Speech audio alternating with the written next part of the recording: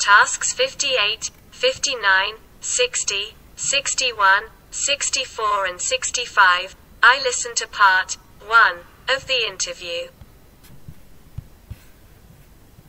First, we are very grateful to you, Mrs. Zahra Drif, for accepting to answer our questions during this interview, and also for accepting to take part in the writing project with the Algerian 4th year middle school students.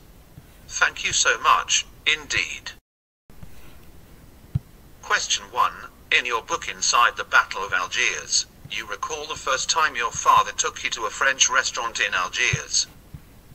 Just one day before you started school at Lycée Fromentin in the capital. It was also the first time you discovered a difference in table manners between yourself as an Algerian and the French or Europeans. Could you tell our students about this childhood experience?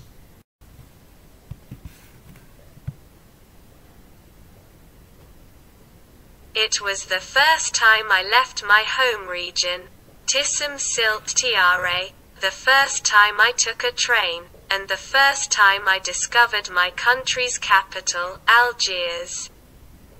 It was also the first time I dined in a restaurant. I didn't even know what a restaurant was.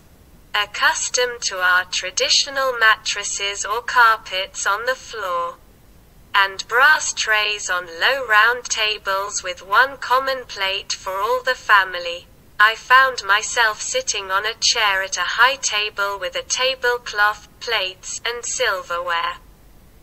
My father explained to me how to use a knife and fork, then suggested that I just imitate him. I discovered that the difference between us and the Europeans did not stop at food and recipes, it extended to our very way of eating. Question 2. Have you ever been involved in charity work before or after the independence of Algeria? If yes, when and how? Before independence, I was so young and busy with my studies. After our independence, there were many orphans who lost their parents during the War of Liberation. You can never imagine their number. With Jamila Bouhayed, Abdurrahmani. Oh, I can't remember his family name. And a group of young freedom fighters, we set up an organization called Jill Jaded. We made a list of those orphans and opened homes in every big city to take them in. Many young people were fully dedicated to help these orphans and make them feel at home by showing love and affection. Question 3. Do you think Algerian youth should dedicate themselves to charity work in their free time and create their own organizations to help those in need in their community? It is their duty. I think that all citizens, whatever their age and conditions, and wherever they are, should be involved in charity work. We should bring comfort and assistance to those who are deprived of the basic means of life. If we want to build a country, there should be solidarity within our society.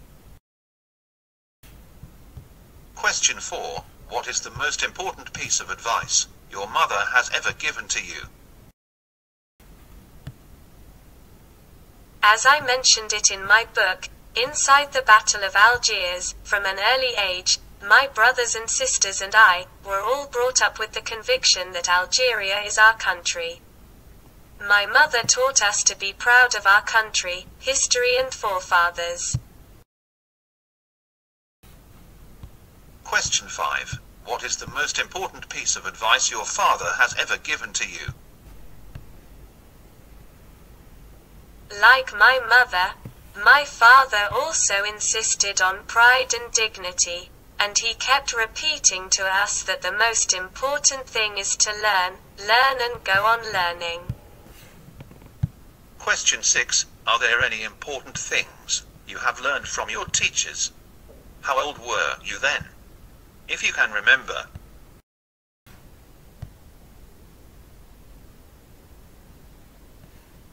Vivid memories take me back to two teachers, Mrs. Thomas, my high school teacher of history while I was in the first year, and Mrs. Farnecci, my teacher of philosophy in the third year. Thanks to Mrs. Thomas's method of teaching, I understood that the history of a country is the consequence of many factors. It was a very good way to tackle history. I knew how to approach an event related to history and how to make connections with the past. I was 16 at that time.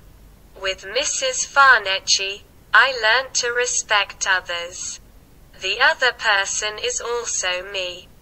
Each human being, whoever he or she is, has the same rights, the same duties and the same aspirations. Question 7. What kind of advice would you like to give to Algerian students? I have always told my children, look, you are lucky to live in a country of your own. It is yours. You have never known what it means to be humiliated by the dominating colonizers. Today, you have the opportunity to study, which is the key to your own future and that of your country.